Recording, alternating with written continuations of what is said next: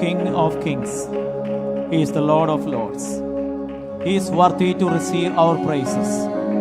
Let's open up your mouth and give thanks unto His name, because He is the King of Kings. He is our refuge. He is our fortress. He is a good shepherd. He is a great shepherd. He is in our midst. Hallelujah.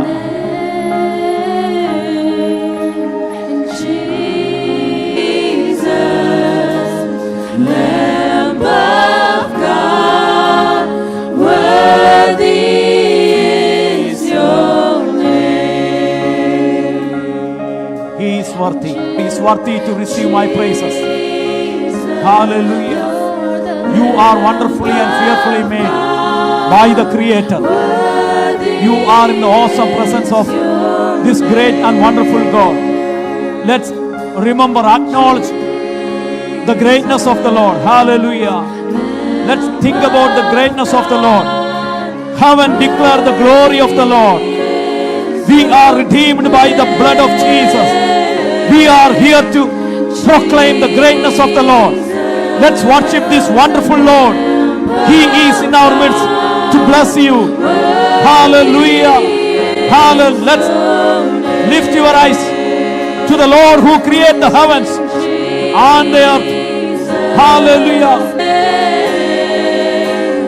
Jesus, Lamb of God, worthy is your name. There is no other name like our Lord Jesus' name. There is no one like Him. Hallelujah.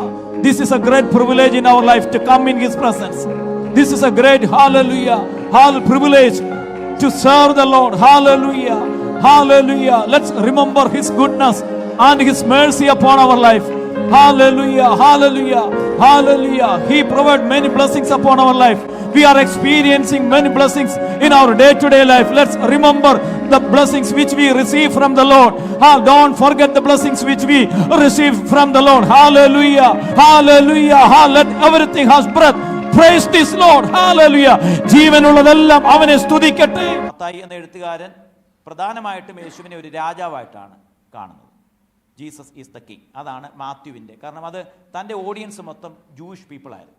യേശു രാജാവായിട്ട് വരും എന്നുള്ളൊരു ചിന്ത യഹൂദന്മാർക്കുണ്ടായിരുന്നത് കൊണ്ട് and he was proclaiming, Matthew was proclaiming Jesus as the king. യഹൂദന്മാരുടെ രാജാവായി പിറന്നവൻ എവിടെ എന്നുള്ളൊരു ചോദ്യം കൂടെയാണല്ലോ മത്തായി ആരംഭിക്കുന്നത്. അതുകൊണ്ട് രാജാവ് എന്നുള്ളൊരു കൺസെപ്റ്റായിരുന്നു അദ്ദേഹത്തിൻ്റെ മനസ്സിൽ ഉണ്ടായിരുന്നത്. എന്നാൽ മർക്കോസ് എന്ന എഴുത്തുകാരൻ താൻ രേഖപ്പെടുത്തുമ്പോൾ താനെ മനുഷ്യപുത്രൻ ശുശ്രൂഷ ചെയ്യാനായിട്ടല്ല, ശുശ്രൂഷിപ്പാനായിട്ടാണ് വന്നിരിക്കുന്നതെന്ന് പറയുന്ന മർക്കോസ് എഴുതുമ്പോൾ എല്ലാം സഫറിങ് സെർവൻ്റ് എന്നുള്ള കൺസെപ്റ്റാണ്, കഷ്ടപ്പെടുന്ന ദാസൻ. ഇപ്പം മർക്കോസിൻ്റെ എഴുത്തിൻ്റെ നിങ്ങളുടെ മനസ്സിലുണ്ടായിരിക്കണം, മർക്കോസിൻ്റെ പുസ്തകം വായിക്കുമ്പോൾ മർക്കോസ് ഉദ്ദേശിച്ചിരിക്കുന്നത് യേശു ക്രിസ്തു, Jesus as A suffering servant, കഷ്ടപ്പെടുന്ന ദൈവദാസൻ. ലൂക്കോസ് എന്ന എഴുത്തുകാരൻ രേഖപ്പെടുത്തിയിരിക്കുന്നത് Jesus as the son of മാൻ, മനുഷ്യപുത്രൻ എന്നുള്ളതാണ്. ലൂക്കോസിൻ്റെ സുവിശേഷത്തിൻ്റെ ഉദ്ദേശം ഞാൻ കഴിഞ്ഞ ദിവസം ഓർപ്പിക്കുകയുണ്ടായി, എന്താണ് അതിൻ്റെ പർപ്പസ് എന്നുള്ളത്. ലൂക്കോസ് ചാപ്റ്റർ 19 or 17, നിങ്ങൾക്കും എനിക്കും അറിയത്തില്ല, അത് നന്നായി.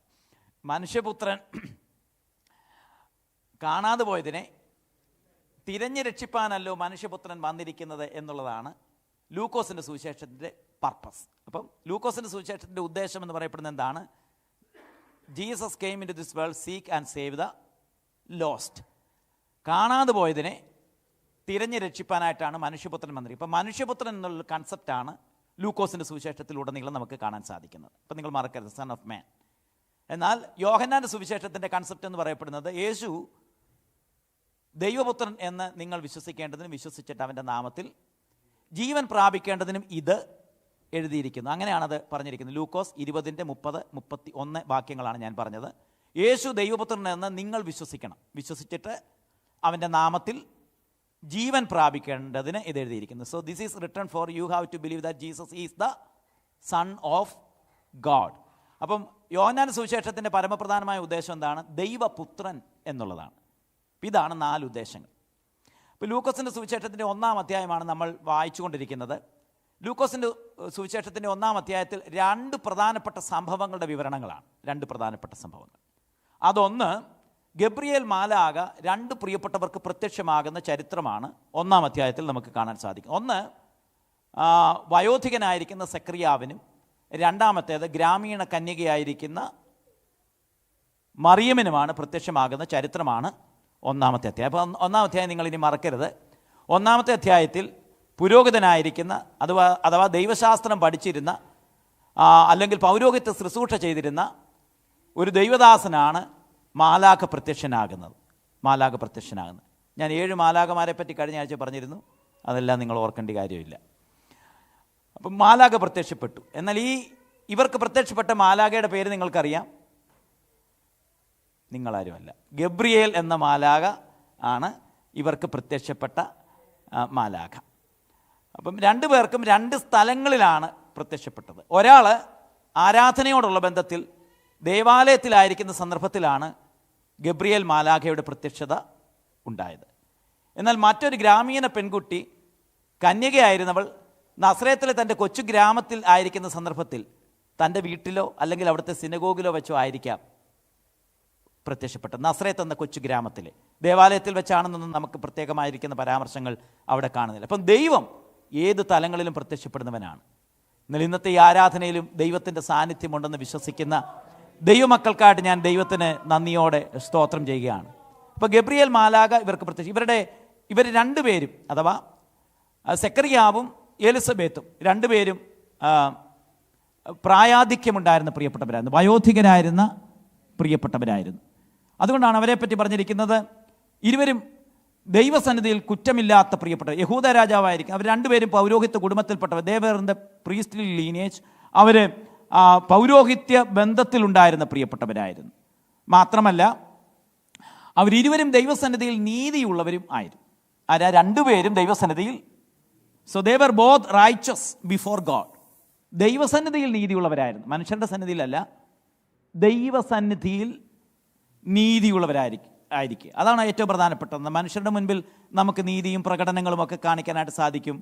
അത് നമുക്ക് വ്യത്യസ്ത മീശ വടിച്ചും വെള്ളയിട്ടും ഒക്കെ നമുക്ക് പലപ്പോഴും നമുക്ക് നീതി ഉള്ളവരായിട്ട് നമുക്ക് കാണിക്കാനായിട്ട് സാധിക്കും. പക്ഷേ ദേ വർ റൈച്ചസ് ബിഫോർ ഗോഡ്. ദൈവത്തിൻ്റെ സന്നിധിയിൽ ഇരുവരും, മാത്രമല്ല അവരെ എല്ലാ കാര്യങ്ങളും, സകല കൽപ്പനകളും ന്യായങ്ങളിലും കുറ്റമില്ലാതെ നടക്കുന്നവരും ആയിരുന്നു. Walking blamelessly in all the commandments എന്നാണ് രേഖപ്പെടുത്തിയിരിക്കുന്നത്.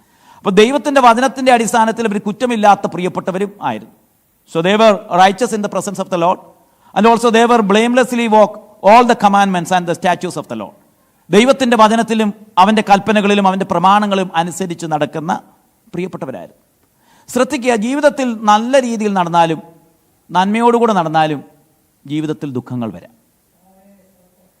ഭക്തരായിരുന്നാലും വിശുദ്ധരായിരുന്നാലും ജീവിതത്തിൽ കഷ്ടങ്ങളും ദുരിതങ്ങളും വരാം. നമ്മളോർക്കും അത് കഷ്ടപ്പെടുന്ന, അല്ലെങ്കിൽ അവൻ പാപം ചെയ്തതുകൊണ്ടായിരിക്കാം അവർക്ക് പലതും ദുഃഖങ്ങളും പ്രയാസങ്ങളും ഉണ്ടാകുന്നത്. പക്ഷേ ഇരുവരും ദൈവസന്നിധിയിൽ ആയിരുന്ന ഈ സെക്രിയാവും എലിസബത്തും ഒരു നല്ല കുടുംബ പശ്ചാത്തലം ഉണ്ടായിരുന്നവർ, ദൈവത്തെ നന്നായി വിളിക്കുകയും അനുസരിക്കുകയും ശുശ്രൂഷകൾ നിർവഹിക്കുകയും ചെയ്ത പ്രിയപ്പെട്ടവരുടെ ജീവിതത്തിൽ they had an unfinished dreams. നടക്കാതെ പോയ ചില സ്വപ്നങ്ങൾ അവരുടെ ജീവിതത്തിൽ ഉണ്ടായിരുന്നു. പ്രിയമുള്ളവരെ, ഭക്തന്മാരായിരിക്കുന്ന നല്ല മനുഷ്യർക്കും ദുഃഖങ്ങൾ വരാം, ദോഷമുള്ള മനുഷ്യർക്കും ദുഃഖങ്ങളും നന്മകളും വരാം. 2 പ്രിയപ്പെട്ടവർക്കും വരാം. നമുക്കത് ഒരിക്കലും പറയാനായിട്ടൊക്കത്തില്ല ഏത് വ്യക്തിക്ക്, ഏത് മനുഷ്യർക്ക് എന്താണ് അങ്ങനെ സംഭവിക്കുന്നതെന്ന് വിധി എഴുതുവാനായിട്ട് മനുഷ്യർക്ക് ആർക്കും ദൈവം അതിനുള്ള നിയോഗം നൽകിയിട്ടില്ല. നമ്മൾ പലരെ പറ്റി കാണുന്ന സന്ദർഭത്തിൽ നമ്മൾ പറയാറുണ്ട്, ഇത് സംഭവിച്ച അവൻ്റെ കുരുത്തക്കേട് കൊണ്ടാണ്, അല്ലെങ്കിൽ അവൻ ചെയ്ത തെറ്റുകൊണ്ടാണെന്നൊക്കെ, അല്ലെങ്കിൽ ഇങ്ങനെ സംഭവിച്ചത് അവൻ്റെ ഇടപാട് കൊണ്ടൊക്കെയാണെന്ന് നമുക്ക് പറയാനായിട്ട് സാധിക്കും. പക്ഷെ ദീർഘവർഷങ്ങൾ കർത്താവിൻ്റെ വേല ചെയ്ത പുരോഹിതനായിരിക്കുന്ന സെക്രിയാവും എലിസബത്തും അവരെ നല്ലൊരു കുടുംബ പശ്ചാത്തലവും പ്രാർത്ഥനാ ജീവിതവും ഉപവാസ ജീവിതവും ആരാധന ജീവിതവും ഒക്കെ ഉണ്ടായിരുന്നിട്ടും അവരുടെ ജീവിതത്തിൻ്റെ സ്വപ്നങ്ങൾ പൂർത്തീകരിക്കാതെ വളരെ വേദനയോടുകൂടെ കടന്നുപോയ ഒരു കുടുംബമായിരുന്നു. അതുകൊണ്ടാണ് ഈ പുസ്തകത്തിൽ നമുക്കറിയാം, പ്രാർത്ഥിക്കാനായിട്ട് ആരാധനാലയത്തിലൊക്കെ പോയി നിൽക്കുന്ന ഈ പ്രിയപ്പെട്ടവൻ്റെ മനസ്സിൽ എന്തെല്ലാം വേദന ഉണ്ടായിരിക്കും. നാട്ടുകാർക്ക് വേണ്ടി പ്രാർത്ഥിക്കുക ഇല്ലേ, ജനമെല്ലാം വെളിയിൽ നിന്ന് പ്രാർത്ഥിക്കുന്ന സന്ദർഭത്തിൽ ഈ മനുഷ്യൻ്റെ മനസ്സിൽ എന്തെല്ലാം ഭാരങ്ങൾ ഉണ്ടായിരിക്കും. ദീർഘവർഷങ്ങൾ ഈ ദൈവത്തെ വിളിച്ചിട്ടും എൻ്റെ പ്രാർത്ഥനയ്ക്ക് ഒരു മറുപടി ഇല്ലല്ലോ എന്നോർത്ത് ദുഃഖത്തോടു കൂടി ആയിരിക്കാം ഓരോ ദിനങ്ങളിലും താൻ ആരാധനാലയത്തിലേക്ക് പോകുന്നത്. അങ്ങനെ വേദനയോടെ പോകുന്ന മനുഷ്യൻ.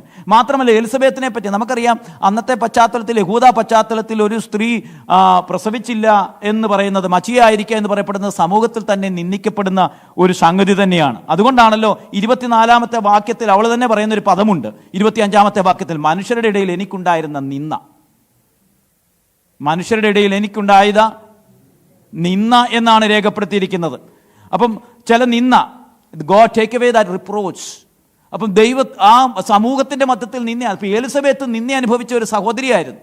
പുരോഹിതനായിരിക്കുന്ന സെക്രിയാവ് മനുഷ്യരുടെയൊക്കെ പ്രാർത്ഥിക്കുന്നുണ്ടെങ്കിലും തൻ്റെ പ്രാർത്ഥനാ ജീവിതത്തിലും വലിയ വേദനയോടുകൂടിയാണ് താൻ പ്രാർത്ഥിച്ചുകൊണ്ടിരുന്നത്. ഈ രണ്ടുപേരും ജീവിതത്തിൻ്റെ ദീർഘവർഷങ്ങൾ, സുന്ദരമായിരിക്കുന്ന അനേക നിമിഷങ്ങൾ, ഒത്തിരി സ്വപ്നങ്ങളോടുകൂടെ വിവാഹം ചെയ്ത ഈ പ്രിയപ്പെട്ടവരുടെ ജീവിതത്തിൻ്റെ ദീർഘവർഷങ്ങൾ നിന്നയും വേദനയും മാനസിക സംഘർഷം കൊണ്ട് കടന്നുപോയ പ്രിയപ്പെട്ടവരായിരുന്നു. എന്നാൽ പറയട്ടെ, അവരുടെ ജീവിതത്തിൻ്റെ പ്രാർത്ഥനയും അവരുടെ ജീവിതത്തിൻ്റെ ദൈവസന്നിധിയിലുള്ള കുറ്റമില്ലാത്ത അവരുടെ ജീവിതവും സ്വർഗത്തിലെ ദൈവം അവർക്ക് വേണ്ടി ഒരു ദിവസം അത്ഭുതകരമായിട്ട് പ്രത്യക്ഷപ്പെട്ടെങ്കിൽ, ഇന്ന് പകൽക്കാലം ദൈവസന്നിധിയിൽ വന്നിരിക്കുന്ന പ്രിയപ്പെട്ടവർ, നിന്നെ കാണുന്ന ഒരു സ്വർഗമുണ്ടെന്ന് വിശ്വസിക്കുന്ന എത്ര ദൈവമക്കൾ ഇന്ന് പകൽക്കാലമുണ്ട്. മാത്രമല്ല ഇവരുടെ ജീവിത പ്രതിസന്ധികളുടെ മധ്യത്തിലൊക്കെ ഇവർ ഒറ്റക്കെട്ടായിട്ട് നിന്നു. നാട്ടുകാർ പലതും പറഞ്ഞിട്ടും വീട്ടുകാർ പലതും പറഞ്ഞിട്ടും ഇവർ കുടുംബമായിട്ട് ഭാര്യയും ഭർത്താവും ഒറ്റക്കെട്ടായിരുന്നു. അതാണ് ഒരു ജീവിതത്തിൻ്റെ, ആത്മീയ ജീവിതത്തിൻ്റെ അടിയുറച്ച മുന്നോട്ടുള്ള ഗമനത്തിന് ശക്തി പകരുന്നത്. എല്ലാവരും എതിരായിരുന്നാലും അന്നത്തെ യഹൂദ ആരാധനാലയത്തിലെ സഭാവിശ്വാസികളെല്ലാം ചിലപ്പോൾ ഇവർക്കെതിരായിരിക്കാം. കാരണം ഈ പുരോഹിതന് ഇതുവരെയും കുഞ്ഞുങ്ങളില്ല, ഇയാൾ പ്രാർത്ഥിച്ചാലൊട്ടൊന്നും നടക്കാൻ പോകുന്നില്ലെന്ന് അവർക്ക് നല്ല ഉത്തമമായ ബോധ്യത കണ്ട് വർഷങ്ങൾ കൊണ്ട് അവർക്കുണ്ട്. അതുപോലെ തന്നെ മച്ചിയായിരിക്കുന്നവൾ ശാപം എന്ന് ചിന്തിക്കുന്ന ഒരു കാലഘട്ടമാണല്ലോ യഹൂദ പശ്ചാത്തലത്തിൽ. പക്ഷേ ഇവർ രണ്ടുപേരും ദൈവസന്നിധിയിൽ ഒറ്റക്കെട്ടായിട്ട് നിൽക്കുകയുണ്ടായി. ജീവിതത്തിൻ്റെ ഏത് പ്രതിസന്ധികളുടെ മധ്യത്തിലും ഒരുമയോടുകൂടെ നിൽക്കുവാൻ they stood together in an agreement. അവർ ഒരുമിച്ച് നിന്ന്. അതുകൊണ്ടാണ് നിങ്ങൾ ഈ പേരിടുന്ന സന്ദർഭത്തിൽ ഈ ഇദ്ദേഹത്തിന് പിന്നീട് ഗബ്രിയേൽ ദൂതൻ വന്ന് പറഞ്ഞതിന് ശേഷം ഇദ്ദേഹത്തിൻ്റെ വായടഞ്ഞു പോയി, സംസാരിക്കാൻ വഴിയാതെ കുറച്ച് നാൾ ഇരുന്ന ചരിത്രം നമുക്ക് ഈ അധ്യായം വായിക്കുന്ന സന്ദർഭത്തിൽ അറിയാം. ഇപ്പോൾ പേരൊക്കെ പറഞ്ഞു കൊടുത്തു. നിന്റെ ഭാര്യ എലിസബത്ത് ഒരു മകനെ പ്രസവിക്കും, അവന് യോഹന്നാൻ എന്ന്. അല്ലാതെ സൊറഗേറ്റ് മദറോ അല്ലെങ്കിൽ ഏതെങ്കിലും വാടക ഗർഭപാത്രം മേടിക്കുന്ന പരിപാടിയൊന്നുമല്ല. നിന്റെ ഭാര്യ തന്നെ എലിസബത്ത് തന്നെ പ്രസവിക്കുമെന്ന് വളരെ കറക്റ്റായിട്ട് പറഞ്ഞതിന് ശേഷം പറയുകയാണ്, അവൻ യോഹന്നാൻ എന്ന് പേർ വിളിക്കണം. അപ്പോൾ ഇത് കഴിഞ്ഞിട്ട് കുഞ്ഞ് ജനിച്ചു കഴിഞ്ഞപ്പോൾ ഇവിടെ ഒരു പ്രശ്നമുണ്ടായി. നാട്ടുകാരെല്ലാവരും കൂടെ കുഞ്ഞ് ജനിക്കുമ്പോൾ കാണാൻ വരുമല്ലോ. ഒരു പ്രശ്നമുണ്ടായപ്പോൾ ആളുകളൊക്കെ വന്ന് ചോദിച്ചു, ഇവൻ എന്നാ പേരിടണം എന്ന് ചോദിച്ചു.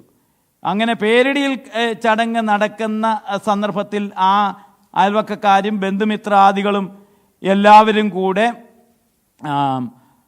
ഇവരോട് സംസാരിച്ചുകൊണ്ടിരുന്ന സന്ദർഭത്തിൽ അതിൻ്റെ 18-ാം വാക്യം മുതൽ രേഖപ്പെടുത്തിയിട്ടുണ്ട്. ഇദ്ദേഹം വൃദ്ധനായിരുന്നു, ഭാര്യ വയസ്സെന്നവളായിരുന്നു. ഗബ്രിയേൽ ദൂതൻ വന്ന് സംസാരിച്ചു.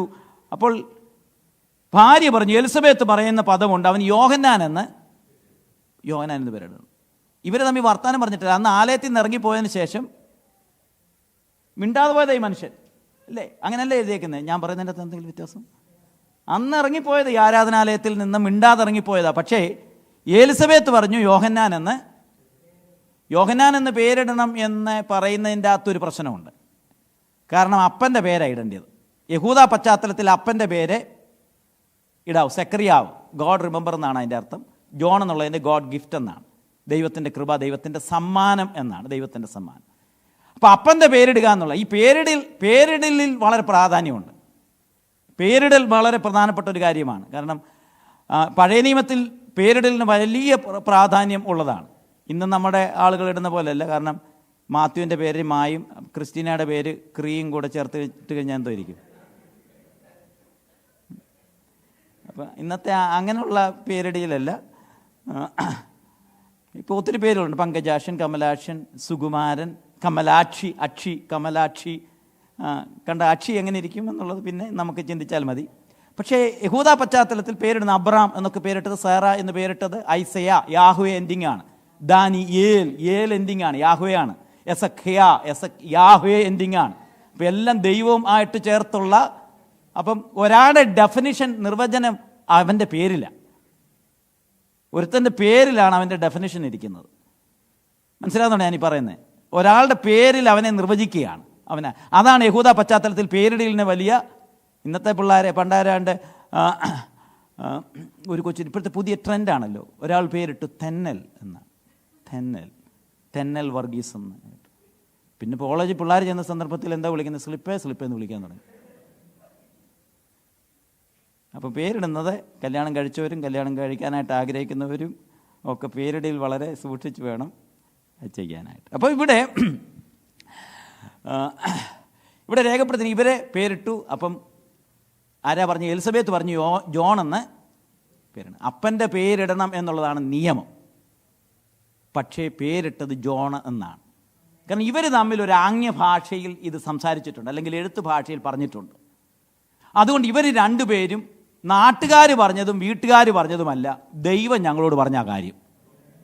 അവരാ കാര്യത്തിൽ എഗ്രിമെൻ്റ് ഉണ്ടായിരുന്നു. നാട്ടിൻ്റെ സിസ്റ്റം അനുസരിച്ചും സമ്പ്രദായം അനുസരിച്ചും അപ്പൻ്റെ പേരാണ് ഇവർക്ക് നിയമപരമായിട്ട് യഹൂദ പശ്ചാത്തലത്തിൽ വരേണ്ടത്. പക്ഷെ ദൈവം അവരോട് പറഞ്ഞത് ജോണെന്നിടാൻ. അപ്പോൾ ഇവർ ആ കാര്യത്തിൽ വിശ്വസ്തയോടും വിശുദ്ധിയോടും ദൈവവാക്കനുസരിച്ചും നിൽക്കുവാൻ തയ്യാറാണ്. അതാ ഞാൻ പറഞ്ഞത്, കുടുംബജീവിതത്തിൽ എന്തെല്ലാം എതിർപ്പുകൾ ഉണ്ടായാലും ഒറ്റക്കെട്ടായിട്ട് നിങ്ങൾ നിൽക്കാൻ തയ്യാറായാൽ ഏത് പ്രതിസന്ധികളുടെ മധ്യത്തിലും ദൈവം നിങ്ങളുടെ കൂടെ നിൽക്കും. ഇവിടെ അങ്ങനെ ആ വാക്യം നിങ്ങൾ പിന്നീട് വായിച്ചാൽ മതി. ഞാൻ പറഞ്ഞത് 18 മുതലുള്ള വാക്യങ്ങളിൽ ആ ഭാഗങ്ങൾ എലിസബത്ത് പറയുന്നതൊക്കെ അവിടെ രേഖപ്പെടുത്തിയിരിക്കുന്നത് നിങ്ങൾക്ക് കാണാനായിട്ട് സാധിക്കും. സമയത്തിൻ്റെ പരിമിതികൾ കൊണ്ട് ഞാൻ എൻ്റെ വാക്കുകളെ ദീർഘമാക്കുന്നില്ല, എനിക്കിങ്ങനെ മണിക്കൂർ പറഞ്ഞാലേ തീരത്തുള്ളൂ. അപ്പോൾ ഇവിടെ നിങ്ങൾക്ക് താമസിച്ചു വരുന്നതിൽ എനിക്ക് പ്രശ്നമില്ല, പക്ഷെ വിടുന്ന കാര്യത്തിൽ എനിക്ക് കറക്റ്റ് സമയത്ത് വിടണം. അത് വളരെ ഉത്തരവാദിത്തമുണ്ട്. താമസിച്ചപ്പോൾ നിങ്ങൾ 10 10:30 വന്നാൽ ആയിരം കവി അന്വേഷിച്ചു. പക്ഷെ പോകുന്ന കാര്യത്തിൽ നേരത്തെ പൊക്കോണം. അപ്പം ഇവിടെ രേഖപ്പെടുത്തിയിരിക്കുന്നത് അങ്ങനെ അവർ ഒരുമിച്ച് ദൈവത്തെ സേവിച്ചും ദൈവത്തെ ആരാധിച്ചും വരുന്ന ഈ പ്രിയപ്പെട്ടവനെ ഒരു ദിവസം ദൈവം പ്രത്യക്ഷനായി എന്നാണ് രേഖപ്പെടുത്തിയിരിക്കുന്നത്. വളരെ അപ്പം ദൈവം നമ്മുടെ നിന്ന മാറ്റുന്ന ദൈവമാണ്. അതുമാത്രമല്ല, ദൈവം നമ്മുടെ പ്രാർത്ഥന കേൾക്കുന്ന ദൈവമാണ്. സക്കറിയാവിനോട് പറയല്ലേ, I have heard your prayer, നിന്റെ പ്രാർത്ഥന ഞാൻ കേട്ടു. അപ്പം ദൈവം നമ്മുടെ പ്രാർത്ഥന കേൾക്കുന്ന ദൈവമാണ്. ദൈവം നമ്മുടെ നിന്ന മാറ്റുന്ന ദൈവമാണ്. ഇനി അനേക വർഷങ്ങൾ ഇവർ കാത്തിരുന്ന ഒരു വിഷയം, കാത്തിരിക്കുന്നവർക്ക് വേണ്ടി പ്രവർത്തിക്കുന്ന ദൈവമാണ്. 3 പ്രധാനപ്പെട്ട കാര്യങ്ങൾ. 1, ദൈവം എൻ്റെ നിന്ന മാറ്റുന്ന ദൈവമാണ്.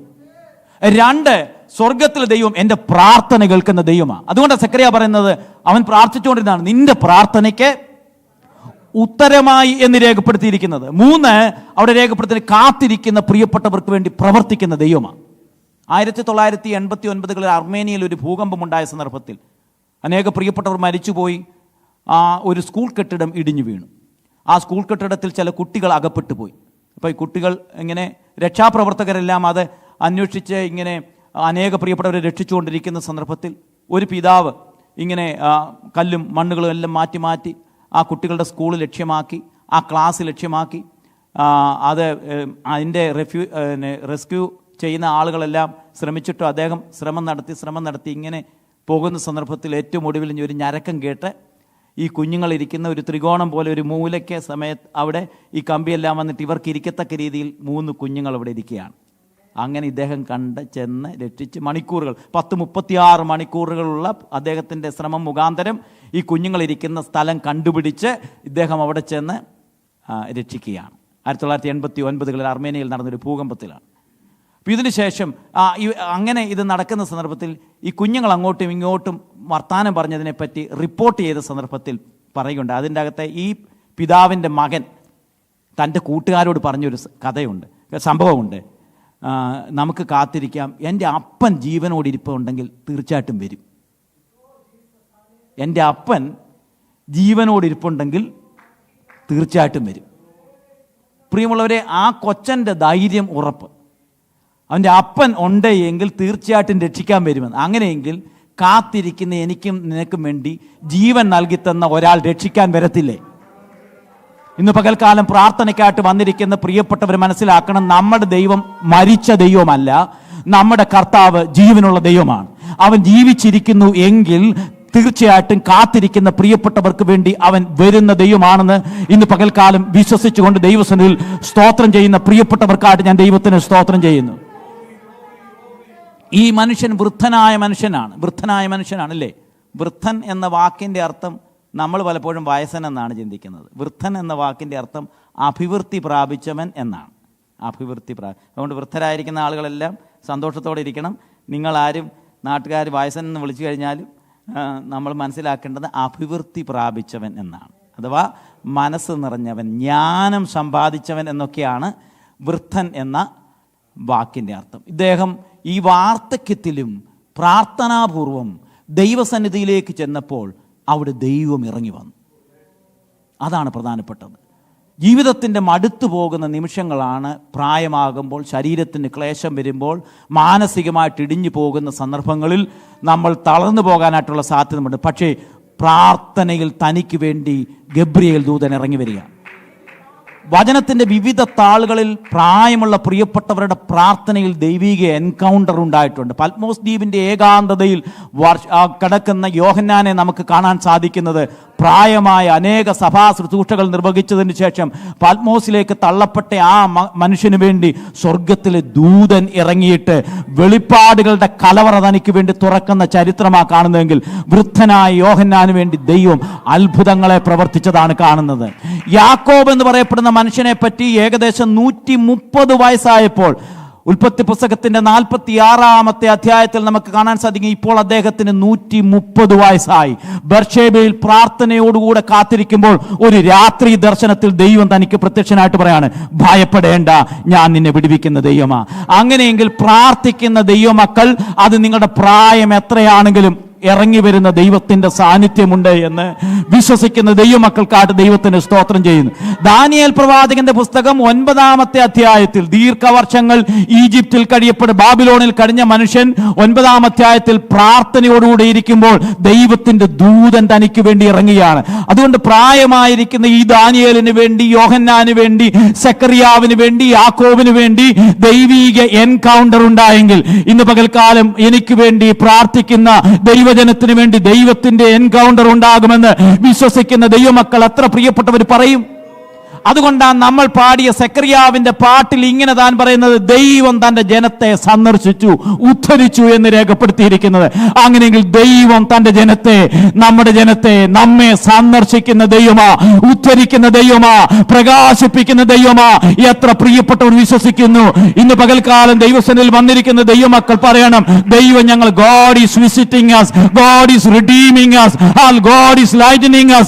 ഞങ്ങളെ പ്രകാശിപ്പിക്കുന്ന ഒരു ദൈവം ഞങ്ങൾക്ക് വേണ്ടിയുണ്ട്. അവൻ ഭൂമിയെ സന്ദർശിക്കുന്നു, അതിനെ നനയ്ക്കുന്നു എന്ന് ദൈവത്തിന്റെ വചനം പറയുന്നുവെങ്കിൽ, ഈജിപ്തിൽ അടിമകളായി കിടന്ന പ്രിയപ്പെട്ടവരെ സന്ദർശിച്ചു, ഉദ്ധരിച്ചു എന്ന് ദൈവത്തിന്റെ വചനം പറയുന്നുവെങ്കിൽ, നയീനിലെ വിധവ തന്റെ കുഞ്ഞുമായിട്ട് പോകുന്ന സന്ദർഭത്തിൽ അവനെ തൊട്ട് സൗഖ്യമാക്കി എഴുന്നേൽപ്പിക്കുന്ന സന്ദർഭത്തിൽ ആ ജനം പറഞ്ഞു, ദൈവം തന്നെ ജനത്തെ സന്ദർശിക്കുന്നു. ഇന്ന് പകൽക്കാലം പറഞ്ഞാട്ടെ, ദൈവം ഞങ്ങളെ സന്ദർശിക്കുന്ന ദൈവമാ. വിശ്വാസത്തോടെ പറഞ്ഞാട്ടെ, ദൈവം ഞങ്ങളെ സന്ദർശിക്കുന്ന ദൈവമാ. കരങ്ങൾ തട്ടി പറഞ്ഞാട്ടെ, ദൈവം ഞങ്ങളെ സന്ദർശിക്കുന്ന ദൈവമാ. സ്തോത്രം ചെയ്ത് പറഞ്ഞാട്ടെ, ദൈവം ഞങ്ങളെ സന്ദർശിക്കുന്ന ദൈവമാ. എല്ലാ പ്രിയപ്പെട്ടവരും പറഞ്ഞാട്ടെ, God will definitely visit my family.